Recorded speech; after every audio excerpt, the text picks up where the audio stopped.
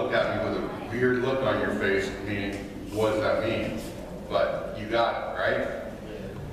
Excuse me, who is that speaking? Some guy. Andy Stanley. Andy Stanley.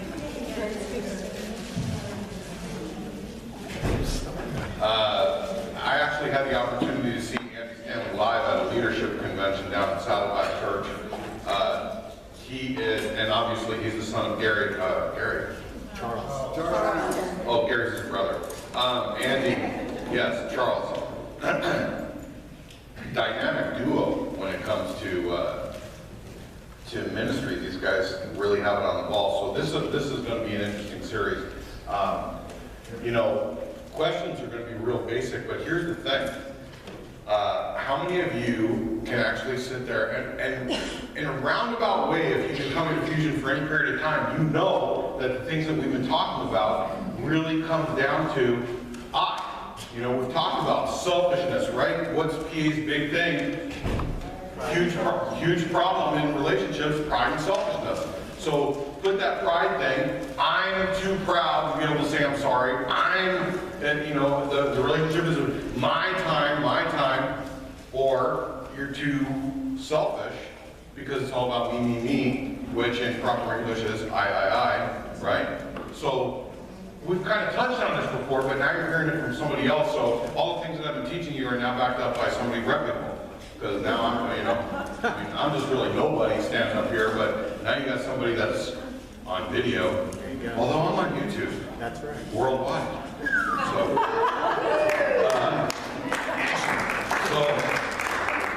But here's the thing is, you know, we have to go back to that mentality of it all comes down to how, remember who was here when we talked about perspectives, right? A couple of weeks ago, it was 2 or 3 weeks ago, we were talking about perspectives and everything was how you see not just the other person, but how you see the relationship. You know, because if somebody sat down and asked you, you're going to say, I see the relationship as being this way. I see my role being this. I see my wife's role being this. Whatever the case may be, right? And we all have different opinions. Now, is the way that I have a perspective on my relationship with my wife, is that the end-all, fit-all for your relationship too? It's not a trick question. No. The answer is no. What works for Claudina and I may not work for you. For those of you that were at the marriage conference yesterday, you heard Sandy Tanner, Pastor Dave's wife, talk about the book, The 5 Love Languages, right? And for some, that is an eye-opening, unbelievable OMG moment when you read that book, and it may enlighten you to so many things in your relationship. At the same time, disclosure, that could really mess you up. And you say, well, why? It's a published book. It's a published author. I don't understand. Because even the best of authors, even the best movie makers, even the best guys that may do a video series on marriage is not speaking to every single couple out there. You have to learn to be able to disseminate or take what applies to you and put it to work in your relationship. Okay? We can give you basic principles, you know, hey, you gotta love each other, you gotta respect each other. That should work for all of you. Okay? The 5 love languages thing, you've heard Claudina mention before, it can really mess up a relationship if you have this expectation of, but I'm showing you your love language. I see this as being your love language. So that's what I'm doing is and the other person's like, no, that's not where it's at. You know, I'm not getting what, you know, I'm not picking up what you're throwing down. I'm not smoking what you're selling. You know, I mean, that's just, it's not working in that respect. I think that when we got on the 5 love languages bragging, sometimes one of the spouses is not ready to come on board. So that causes a lot of friction and conflict because now you see your spouse as someone who's very selfish. But all along they are speaking a love language. They are showing you how much they love you. So For us, it didn't really work because we weren't there at that time. Now we've matured and we're growing and we're there. But there came a point in our relationship where I just knew he loved me. He was not speaking it the way I wanted to feel it, but I knew that he was showing me he loved me every single day, the best way that he knew how. So, That sounds a little, well, well, he did the best he he could. did the best.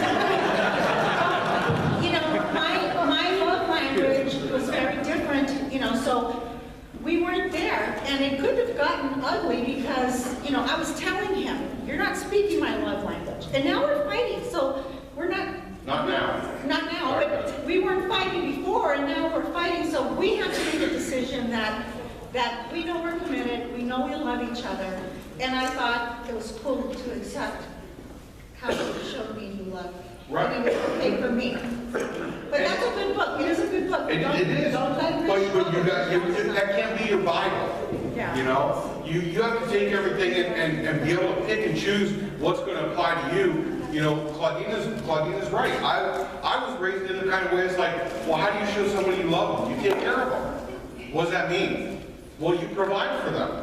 You know, I mean, my father was the kind of person that really never said he loved anybody, and his way of showing love was like, I remember when I was a kid growing up back east, there was a big toy store. Like out here it'd be Toys R Us, but back there it was Play King. It was called Play King. And back then I was like Matchboxes were like big, and Tonka trucks, like the real Tonka trucks were big. And my dad would be like, okay, you behave, we're gonna go to Play King and get you something. So it was like, you know, it's like you teach the dog to do something, you give him a bone, right? you know, so, but that's the way he showed love. Until my dad was really old and got sick, then all of a sudden was like, I love you. Really? Who are you? What'd you do with my dad? You know, I mean, he started saying, I love you. Claudine and I, it's like this morning.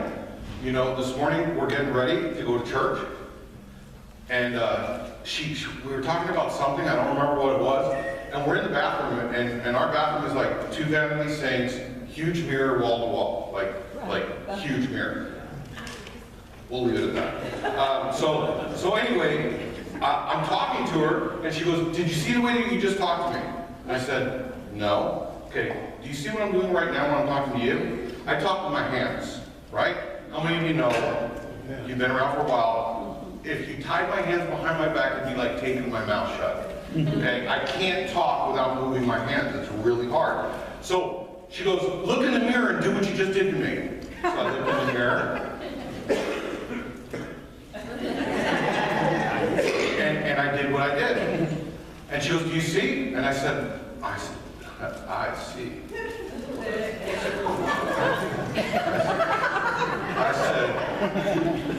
said, I see. I said, what did I do wrong? She goes, look at your face. I said, I did. And so, but the thing is that I didn't even realize, you know, I'm talking with my hands, but she knows that I talk with my hands. And even after 20 years, it bugs her, you know? So usually when we're sitting at home, I'm sitting on my hands, you know? So it's like, do you want to talk about this? Well, I did, but I get my workout that way. You have to be able to take what works for your relationship and put it into practice. You can't be limited to what Al and Claudina say. You can't be limited to what Andy Stanley says. You can't be limited to laughing away to a better marriage. You have to be able to go through as a couple and pick and choose and add and take away to make your game plan. So that your game plan, but it all comes back to what, you know, getting back on subject, what he's talking about, marriage, it comes back to selflessness, not selfishness, selflessness. I thought he hit it right on the head from the very beginning. We walked down the aisle with that box, right, of desires, and how quick those desires change to expectations. That's where a lot of things go wrong in a marriage, is the expectation. And if things aren't discussed, if you don't have open communication, if you can't sit down as two grown adults and express yourself, not just surface conversation, but the deep desires, the deep needs, the deep wants, if you can't communicate those things, then your expectations will turn into disappointments. They're not living up to what I expected. Well, who can? Your expectation, you know, a lot of times women want, well, you know, and it's a joke and everything, but I mean, I want the knight in shining armor coming riding in on a horse. Well, there's a good chance that your guy was rolling around with the legs, you know? I mean, is that going to stop you? Is there certain deal breakers? Yeah, there's certain deal breakers. There's certain things that are not acceptable, not allowable, not there, you know, things that you cannot recover from. But if you do not communicate these things, if you do not talk about where, you know, that word expectation should be a word that's rarely used. You know, if you're a boss, you can have expectations on your employees because there's a job description, right? And if they don't fulfill those expectations, then you have a reason to sit down with them. You cannot treat your wife or your husband as an employee.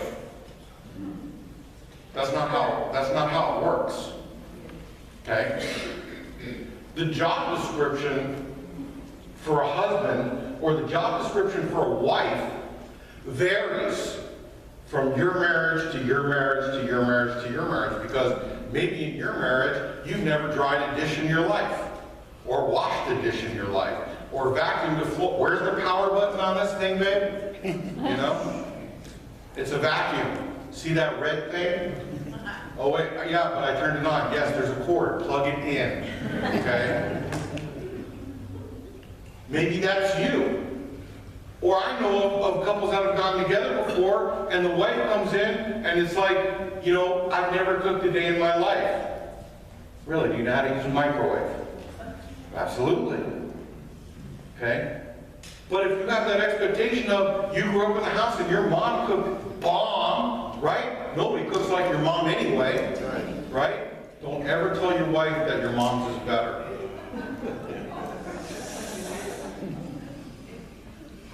But if you grew up with that expectation of, my mom cooked dinner all the time, and now my marriage, and she, man, she can barely cook up the banquet microwave, you know? Can you do toast? Toast. Bread, right?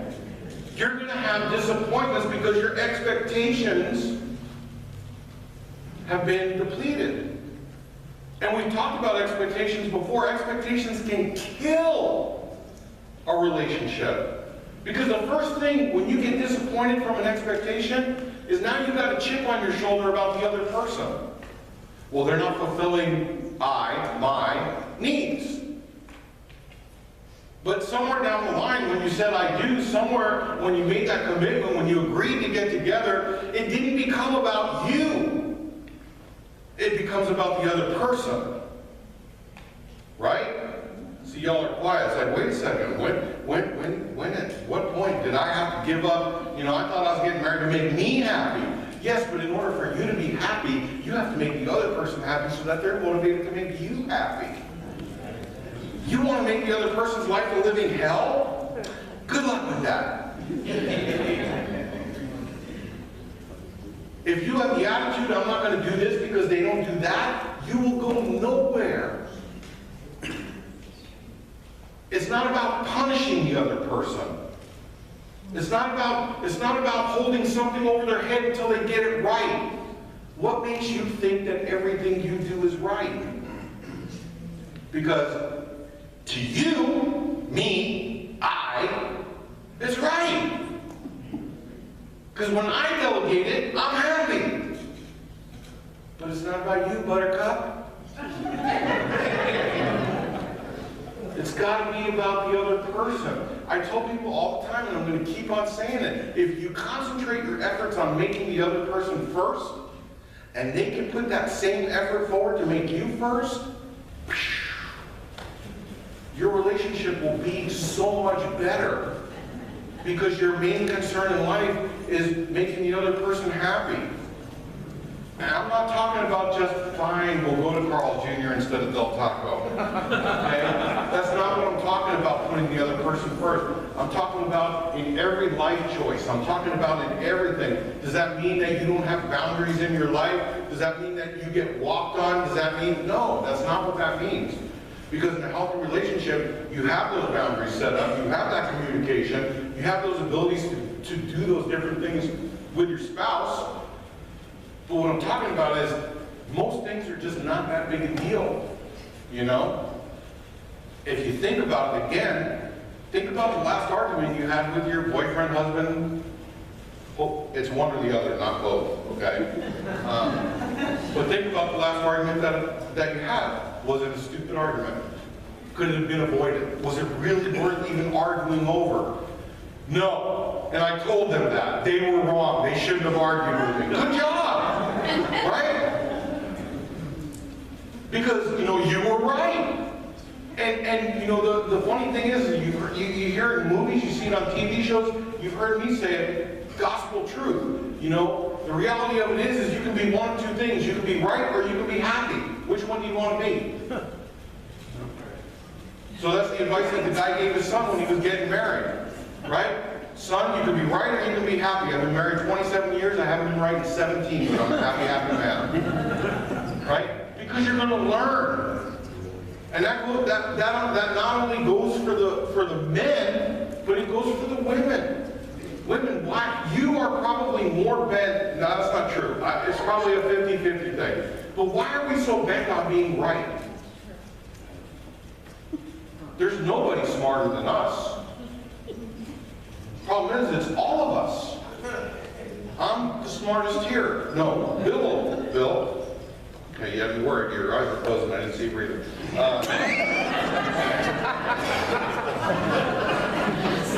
So, you don't know, you know, Bill's the smartest one here. No.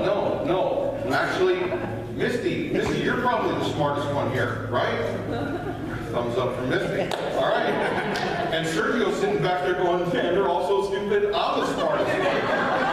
You know? But the thing is when it comes to different things, it's like you hear somebody talk, you think, man, this person has no idea what they're talking about. And we're the first ones to jump in and go, man, I gotta prove them wrong, or they don't know what they're talking about. Who cares? You know? I find myself that same way. I've done it with Claudino before, and Claudino pulled me to the side and go, you don't have to correct me. If I was saying something wrong, let me say something wrong. And I said, you know what? I can't. I have to fix it. And that's how we all feel, right? It's like, I can't let you get away with something that's wrong. You need to be corrected. Well, who are you? You know, it goes back to, let's go to Christianity 101, right? God says, don't judge other people. Now, I know you've heard me talk about that before, and it's like, okay, we don't judge the people coming into church that look like they have no business being in church. Well, who does look like they belong in church, right? So, but that goes back to the whole thing of, you know, so don't judge. Why are you judging somebody in their opinion? Why is their opinion wrong? That's their opinion. No, I feel like they're wrong, and therefore it's my duty to correct them. I have to make them know that they're wrong and I am right. The only time that it matters if it's affecting the relationship. If it's, because Alan and I are in a place in our marriage where we can agree to disagree, and we're happy about that. That works for us. You know, he's entitled to have his opinion. As wrong as it may be. Yeah, but you have an opinion, and that's okay. I have an opinion, and that's okay. But our opinions don't damage our marriage. Right. That's something that we need to make very clear. If your opinion is surrounded by selfishness and it's hurting the person that you're with, then that is wrong. Because any time that your opinion causes pain on purpose, you're damaging your marriage. That's true. Marcus, when you get a chance now that you sat down, can you give me a save the date at towards the end, please? All right. Questions, okay? How have the following affected your expectations going into marriage? Now, some of you are going to say, but we've been married 10, 15, 20, 25 years. Think back. I know you can think back that far. How have the following affected your expectations going into marriage? What pictures of marriage have you tried to imitate or avoid? What about TV? You avoid them? Okay, but isn't there some kind of TV, family, perspective that shows in a positive way? Not anymore. Right? What were you going to say? What? Homer Simpson? Okay, now we're going back. Okay, so Seventh Heaven, right? That was Michael Landon? No. No? Okay, never mind. Yes, you're probably right. It sounds, I mean, anything with heaven had to be good. Okay. I think they did a really good job of portraying like what you want and what you don't want. Okay. All right, and I heard you say the Waldens, right? Good night, Jim Bob. Right? What about, what was the one with Michael Landon? Highway to Heaven. Highway to Heaven, as opposed to AC/DC's Highway to Hell. So, No, Frank, stand up. The Rifleman. the Rifleman. See? Frank got it right. Chuck Connors, the Rifleman, if anything went wrong, you blew him away. All right? So, but the thing is, and whoever said it was right, or I think it was Frank that said it, today's TV really doesn't show a lot of positive influence on family. You got like American Dad, okay? Or you got the Simpsons, or you got, you know, The old one, El Bundy. oh, married with Children, right? It's kind of scary, right? I like King of Queens. King of Queens, how many of you have seen King of Queens? Okay, hilarious. that's not bad. I love the interaction between the two. Sorry that they had to stop the show.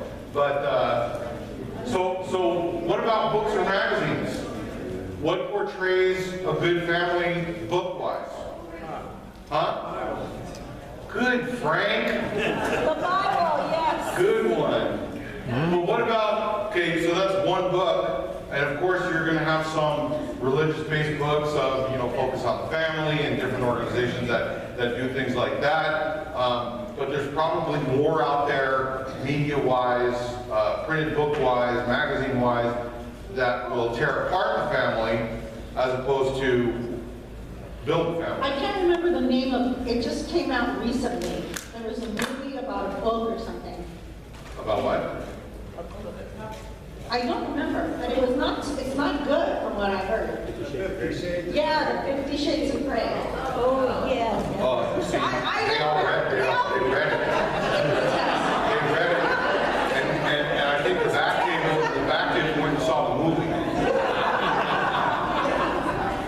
See, I wasn't saying what back table, but I can tell by the expressions on your face which one it was. So, those kind of negative influences, you know, we have to be intentional.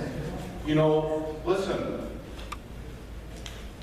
there's a real enemy out there, a real enemy that would love nothing more than to destroy your relationship. So, how does this enemy work?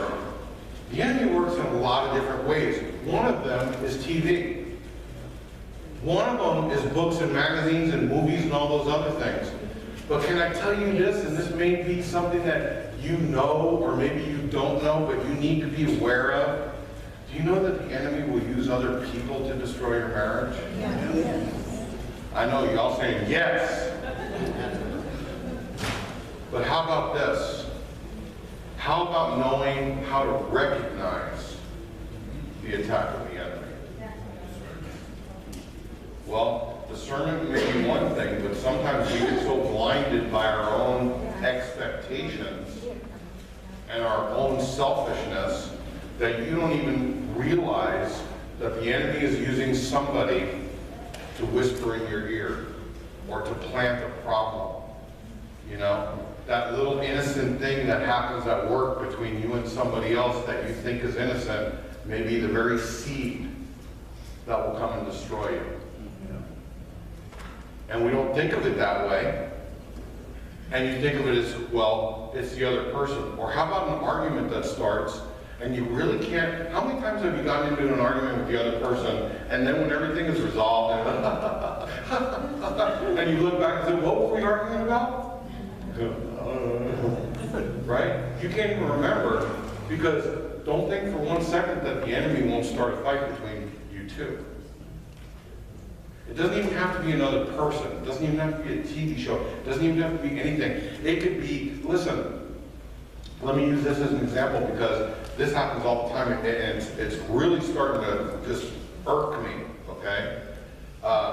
You know that if you text somebody, text with a T, not with an S, okay? If you text somebody and you are not explicit in what you are saying, now you have to, you know why they created emojis, you know, the different faces and thumbs up and everything? Because so many people were taking things the wrong way that now the emoji is to help you get the other person to understand where your head is at and how you're trying to bring it across. Because you can text, that was just like totally dropped on me right now. Seriously. You know, emojis are from God.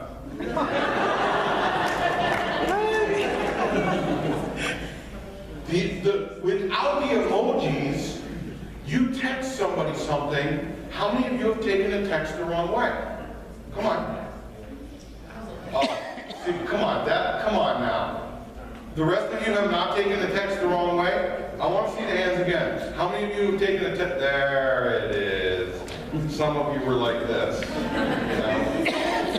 You take a text the wrong way, it could be from your friend, but more importantly, it could be from your boyfriend or your spouse or your girlfriend or yeah. Okay? And then what does that do? Well, what did you mean by that? LOL.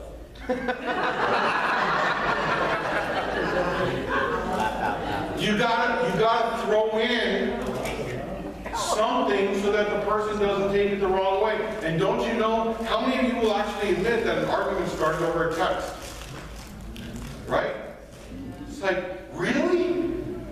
This is what we're down to in 2016? Is that an argument can be created by a text, and really what it is someone taking something the wrong way. The problem with texting is there is no erase button.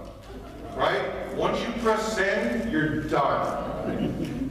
It's kind of like once you say something out of your mouth, there is no, oh wait.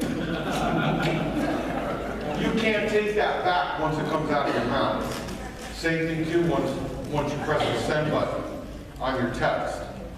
So, listen, you have to be so aware. That's why when they say they encourage you as a couple to pray together, man, you're not just, you know, it's not going through the emotions of, you know, or not going through the motions of, yeah, Lord, thanks for another day, and you know, bless this food when we eat lunch, and even if it's not together, you know, and just bring me home safely. How about covering each other? You know, God won't let anything come in the way of our love for each other. Don't let anything get in the way of our relationship. Protect our backs from the enemy, you know, because the enemy's not just going to come at you from the back. It's going to come at you from the side, it's going to come at you from the front, and he's going to come at you through other people. Yes. Okay? So if you walked away with nothing else today, I have to encourage you, we have got to pray for each other. Pray with each other. You know, there's nothing worse than when your spouse calls you and says, "Did you pray for me?" "Yes, I prayed for you." "Are you sure?" "Yes, I prayed for you." And then you hang up the phone, you go, "God forgive me for my sin because I didn't pray for her. So I'm going to pray for her right now. Don't tell her, Lord." You know? But she already hung up the phone going, "He didn't pray for me. I didn't feel his prayers." Since when do you feel my prayers? And you hear people say that sometimes. It's like, we've been praying for you. I know, I felt that. And I'm not saying that's a bad thing, don't get anybody freaked out because it's not, oh, I told people that, you know? Especially when you're sick or something's going on, and you feel the prayers of other people, that it is powerful. That just doesn't apply to husband and wife. Okay? So, what about your parents' marriage? Yeah. You know? We've talked about this many times. Good influences, bad influences, right? How many of you saw bad things happen in your parents' marriage? Right? How many of you saw good things happen in your parents' marriage? Most of you that have your hand up for the bad things probably saw good things as well, right? Okay? So that has an influence on it too. Can you click to the next one?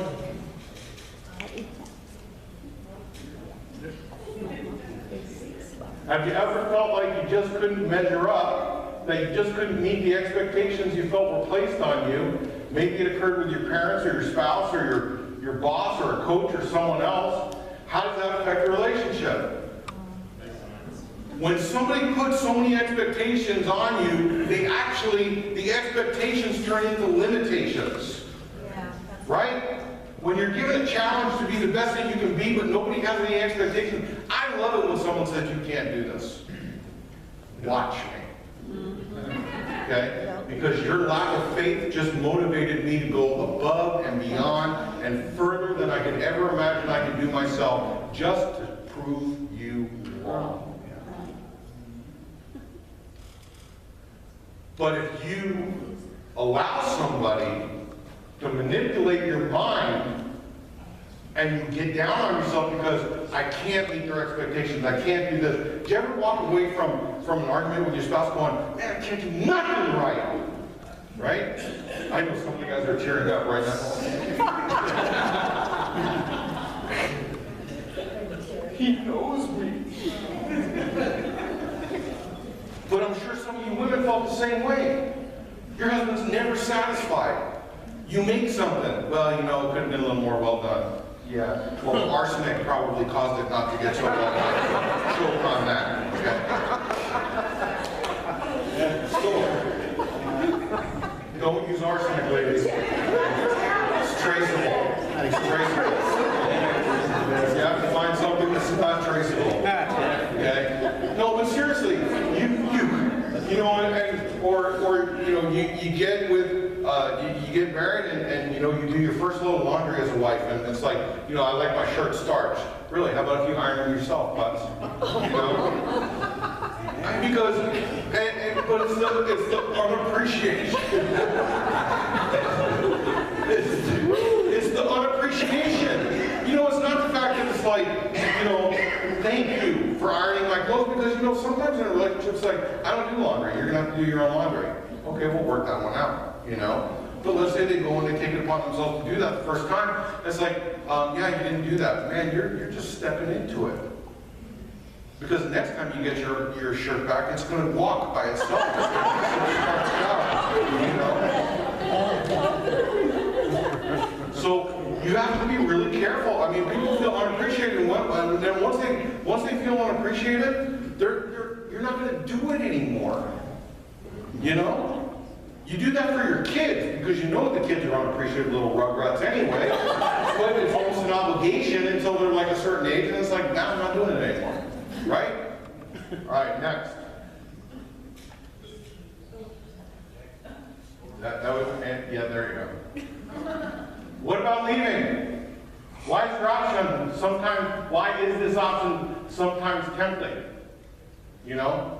Because we talked about it in the video, sometimes it's easy, I'm just going to take my box of desires, and I'm going to move on to the next person, and see if that person can fulfill my desires. And they probably will for a time, until your desires turn into expectations, and then you get disappointed again. And then pretty soon, that box is pretty worn out from you carrying it around from place to place. Oh no, he didn't. But yes, I did. You know, it's so much easier to make a decision once you're in a relationship. And listen, folks, I know people make mistakes. I'm all about that. I get that. You know, if you were in a failed marriage, whatever the reason may be, if this is your second relationship or you're looking to get into your third, or whatever the case may be, make this the one that counts. Make this the one that you make the decision that I'm gonna go all in. I'm gonna learn from my mistakes. It's like I've told you with my dad. My dad married 4 times. 4 times.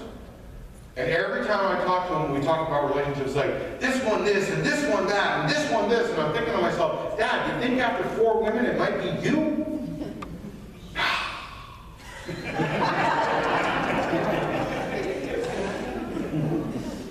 My dad was perfect. It's all these other women that didn't appreciate him. Come on. There is no perfection. We all are messed up in our own little way. If you find someone and you're lucky enough that they're going to accept you with your imperfections, hold on to that person. Okay? Work on your imperfections together. I'm sorry? Amen. But not just for a man, but for a woman too. Next. Have you ever tried to make your spouse more like you? Those of you that are laughing, I know the answer to that question. I'll take my shirt off. Okay? God created your spouse for a reason, to compliment you, not to imitate you. Oh, that's good. That's tweetable. That's tweetable moment. Write it down. Write it down. Karen, write it down. Tweet it. Sunday wisdom from PA. Repeat it. I can't repeat it. Once it comes out, it's gone.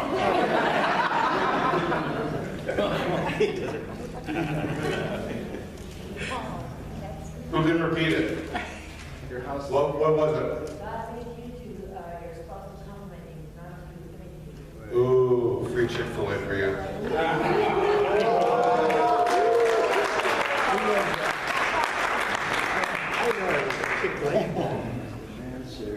All right. See, now, sorry? What? Are they open something? No. Yes, of course they are. Go right on over. Yeah. Hi, Sergio. How you try me? You know, making your spouse more like you is going to make you end up by yourself. Okay? Your spouse is not you. Your spouse can't be you. Embrace the differences. Your spouse, like Sergio reiterated, you did get it that time, right, Karen? God gave you your spouse to compliment you, not to change you. Not to Not to imitate you. Can you please fix that? Because my expectation just now turned into a disappointment. I know, I'm so easy, right? That's it, I'm picking up my box. So. See, the box got worn out. You broke it. I broke it. All right. So, you got that on camera too, right? That's going viral. Good job, guys. Yes. How many times have you said to each other, I think God put us together? Oh, yeah. Yeah? You're the only one. He said, how many times have you looked at each other and said, God put us together? Trying to figure out the reason, but yes, I agree. No, you guys have said that to each other. That's awesome. I think that's awesome. All right. So, does making your spouse, just trying to make your spouse like you, does it work? No. Man, they look at you and go, I don't want to be like you. I have a hard enough time accepting you for who you are. Why would I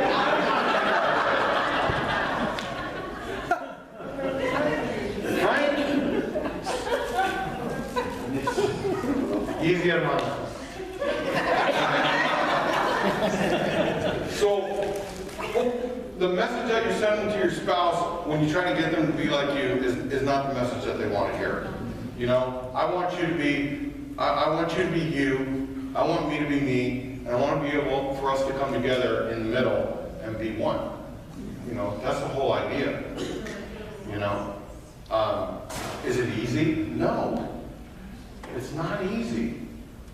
But the more intentional you are about it, the more it becomes easy.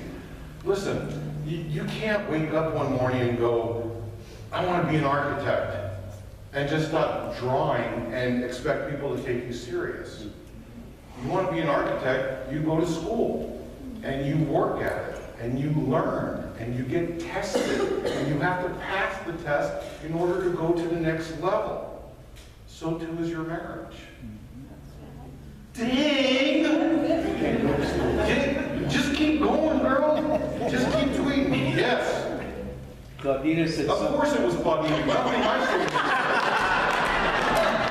I'm up here for 40 minutes. She got 2 minutes, and she's got more than I do. Yeah. Claudina said something really profound last Yeah. week. And You got to go back to last week? last week she said, God gave you your spouse to help you get through this life. And that is just heavy. Because then you know that's beyond. She already tweeted yours. Because then you, through the years that all the years that you've been married, you got to realize that God gave you your spouse. And once you forget that, then all bets are off. That's true. And we got to keep on remembering that. That's true. You know. It is true, and it is profound, and yes, you compliment me. Next. That sounds convincing. Right?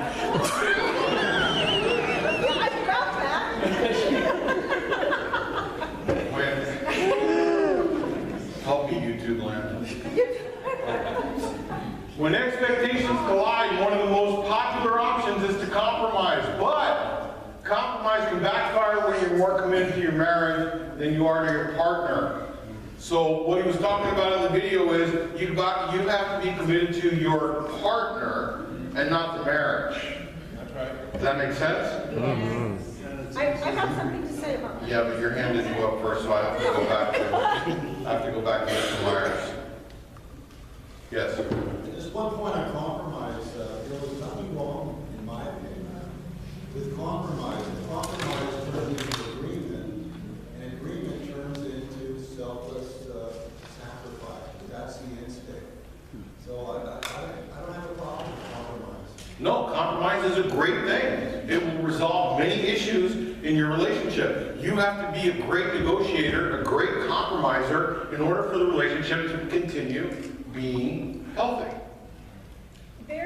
There's times in marriage, we're in this forever till we die. So if you get married when you're very young, let's say in your 20s, and you live to be 80 or more, so there may be times in your marriage where you may be required to be committed to the marriage because you may not want to be committed to that person. Because sometimes relationships go through some difficult things. But you can't always just say, well, I'm committed to the marriage because the other person feels like it's not about them. You're holding this together for the sake of just the marriage. But there may be a time, and I know that this happens in counseling, where there's been something that happened in the marriage that's very painful, where there may be grounds for divorce biblically. But the person is committed to the marriage in that season and is committed to fight for the marriage, maybe not so much for the spouse, but there's going to come a point where you have to overcome that and be in love with your spouse again.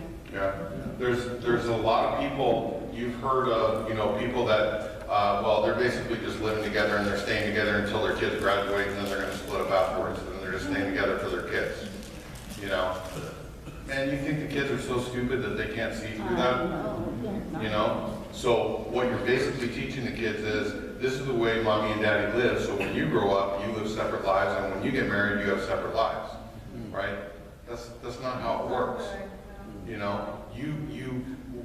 have no idea, or maybe you do, how much your kids are like sponges. They suck up everything. They will, think about your childhood, think about the things that you can remember, and I'm gonna be 52, and I can think about things in my childhood. It's like, I can't remember last week, but I can remember things from 5 years old. I can remember things that transpired during my parents' separation and divorce. So don't think for 1 second that your kids are not watching you. How you handle disagreements, how you come back together after disagreements, because you're teaching them the skills that they're going to put into Yeah, it's effect. relationship skills. So when they have problems in their relationship and they come to you and they go, Mommy, I don't understand, you're going to go, wow, I remember something along these lines when I was in that situation. And how are you going to give them advice when you were the one that taught them how to do it? Right? I got to leave it there, but let me do this. I got to go over some things with you.